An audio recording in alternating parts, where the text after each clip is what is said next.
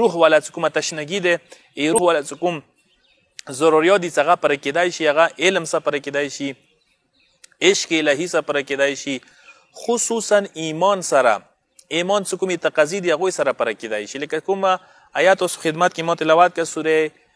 انعام 122 نمبر آیات پروردگار عالم یې څه افمن کان میتا فاحییناه آیا هغه کس هغه مړ و مو زنده کړلو کوم شی چې انسان ته اطمینان ورکوی شي سکون ورکوی شي هغه مادیات نه دي مادیات تا بدن ته اسایش ورکوی شي سهولت ورکوی شي اما روح ته سکون اطمینان تسلی خاطر هغه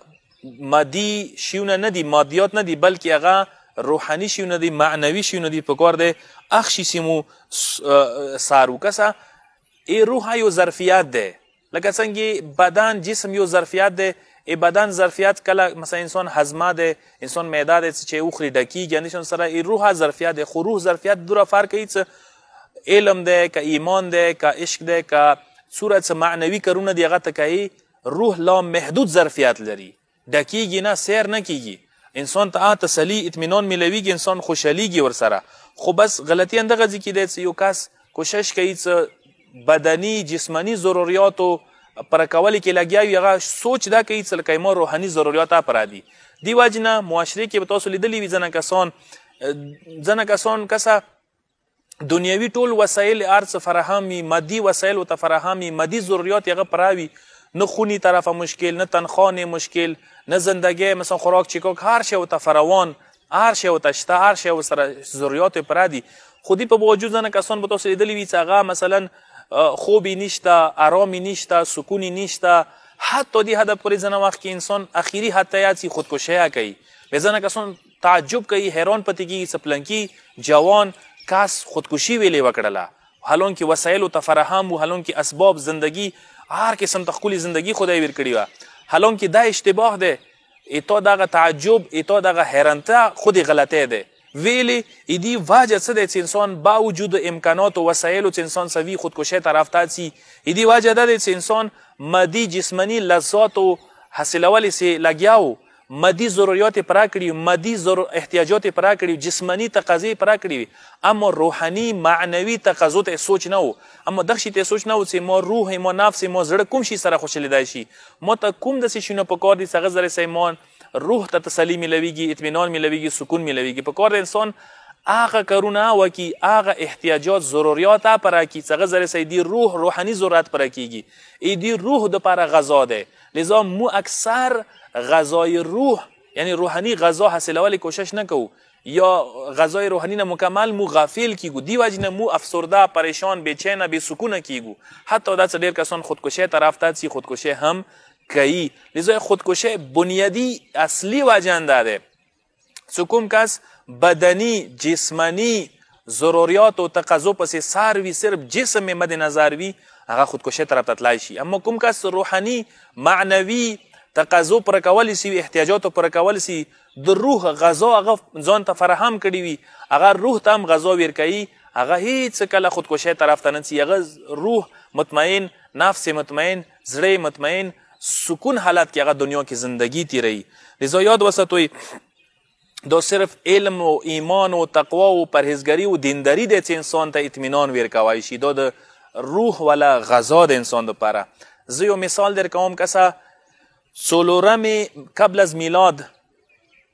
از میلاد سلورم صده کې یو دانشمند یو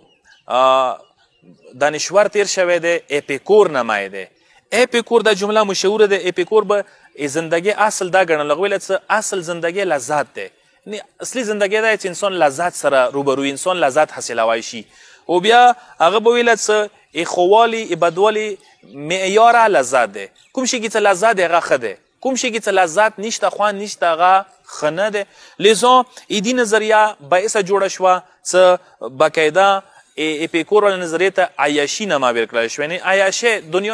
دنیا ته انسان رغلی دی عیاشي دپاره که عیاشي دی دنیا شته زندگی شته که عیاشي نشته دنیا کې هیڅ نشته لذا دغه دانشور کس چې کله خپل نظریه بیان کوي نو هغه خپله یو ځای کې دا شی چې صرف مادي لذات حاصلوله لذت کامل نه دی هغه هیڅ جسمانی تقاضې پر کوله صرف اندا لذت نه دی بلکې هغه خپله څه کامل لذت مکمل لذت هغه دی چې کله انسان د روح تقاضې ضروریات پوره کړي کله انسان روح سیر شي کله انسان روحاني غذا انسان ته فراهم شي و انسان روح ته څه غذا فراهم میلویږي هغه علم نه دی تقوا نه دی پرهیزګاري نه دی ایمان نه دی دغو شیونه لذا خپله د ایپیکور څه خپله نظریه دا شی بیان کړي دی او خپله به کینستلو هغه مادي لذتو ته توجه نه ورکوله بلکې هغه به علمي کارونه تفکر و تدبر او همفکر کسانو سره به هغه ګرځېدل او همیشه دپاره به هغه روحاني لذت حاصلولې کې لګیا و پس اصلي انسان ته سکون څه ورکوي هغه روحاني غذا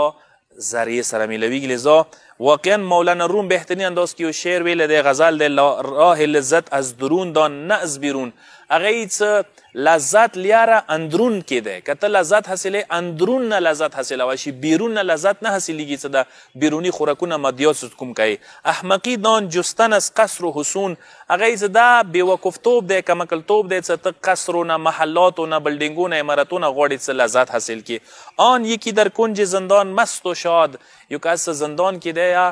کیدای شي هغه روحاني لذت حاصلوي هغه مست دی خوشحال دی هغه ته سکون دی وان دیگر در باغ ترش و بیمراد ځنه کسان باغو کې دي باغاتو کې دي محلاتو کې دي خو هغه بیمراده دي بالکل غمجن دي قصر چیزی نیست ویران کن بدن هغه څه قصر چی نه دی د بدن تا قصر دی بدن ته دغه هغه شوی بدن ضرورت پر کوي د قصر دغه مراد ضرورت پر کوي دوی چی نه دی